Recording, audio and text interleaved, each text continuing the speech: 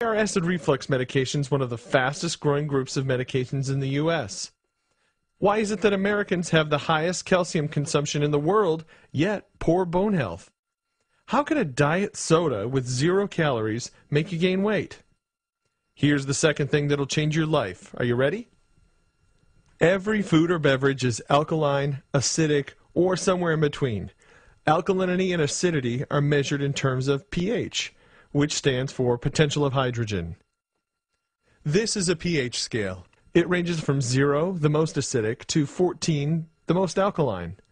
For example, let's consider the following pH values.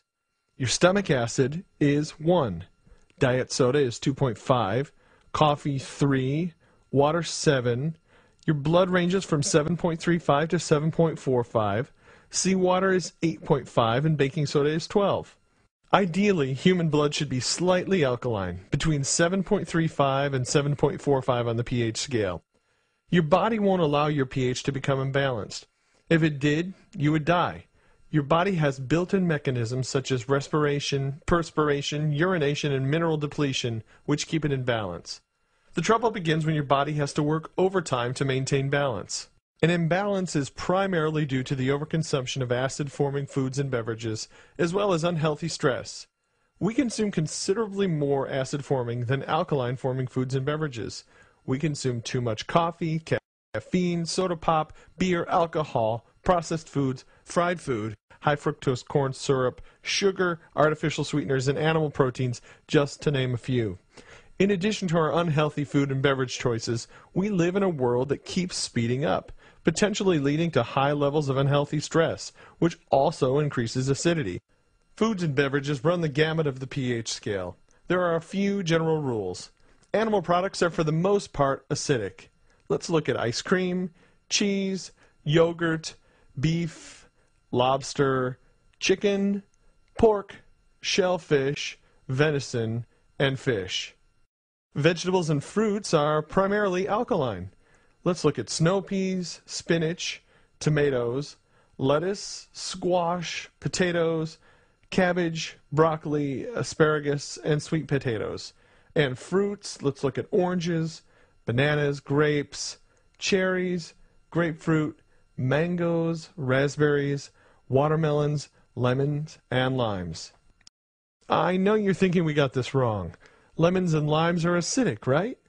Well, the classification of whether a food or beverage is acidic or alkaline is based on the effect it has on the body after digestion. For example, lemons are extremely acidic in their undigested form. However, their end product after digestion is more alkaline, making lemons alkaline forming in the body. A simple way to increase the alkalinity of a glass of water is to add a slice of lemon or lime. Let's see where popular drinks fall on the pH scale. We have soda, beer, coffee, alcohol, and tea. And how about water? Well, let's look at distilled water, bottled water, spring water, and mineral water. Another general rule is the more processed the food, the more acidic it will be. However, just because a food or beverage is acidic doesn't mean it's unhealthy. Blueberries and walnuts are both acid-forming foods, but they have tremendous health benefits. It's more important to pay attention to the overall trend. Remember when we said Americans eat a diet rich in acidic foods? Let's examine some typical American meals. How about a burger, French fries, and a soda? Or a steak, baked potato, and glass of wine? Or what about fried chicken, baked beans, corn, and a beer? Or the all-American picnic of a hot dog, potato chips, and a salad, chip, soda. These meals force your body into an acidic state. So let's bring this all together. What happens when your diet is too acidic?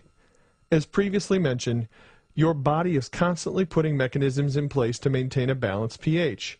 When your body has to work overtime to maintain balance, the trouble begins. As the blood becomes too acidic, less than 7.3 or so, mechanisms kick in to bring the blood pH back to about 7.4.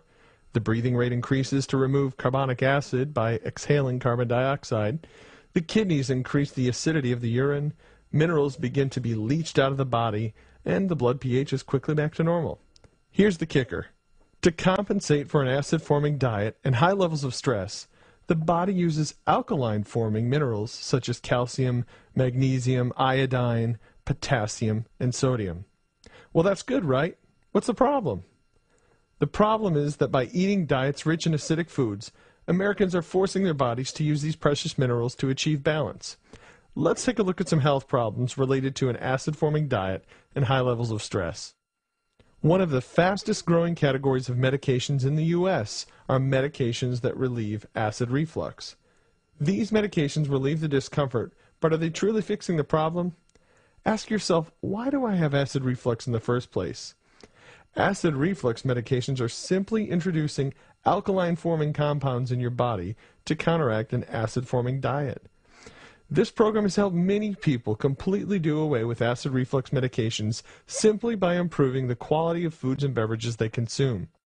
The U.S. has one of the highest calcium intakes in the world, but still has poor bone health when compared to other countries.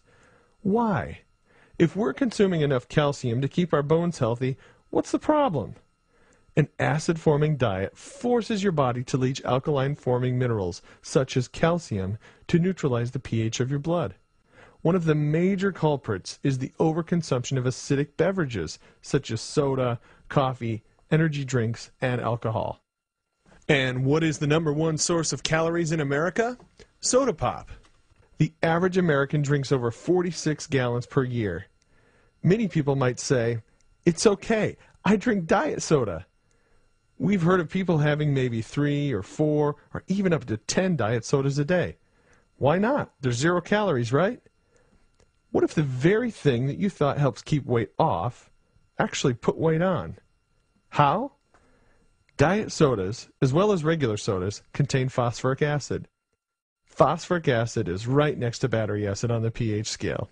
Constantly flooding the body with an acidic beverage, as we now know, results in the leaching of many minerals. We discussed the leaching of calcium, but now let's focus on iodine. Iodine helps support the health of the thyroid gland. Without iodine, the thyroid cannot work properly. One of the main functions of the thyroid is to regulate the body's metabolism. If you have an underproducing thyroid, your metabolism can become sluggish and weight gain can follow. And that's how a drink with 0 calories can cause you to gain weight. So tell me, how do I balance my body's pH? It's simple. 2 things: R&R and proper diet. First, rest and recovery. Take time for yourself. Get more sleep. Take regular vacations. And try to get a little downtime each day. Secondly, diet. Consume foods and beverages that have high alkaline levels.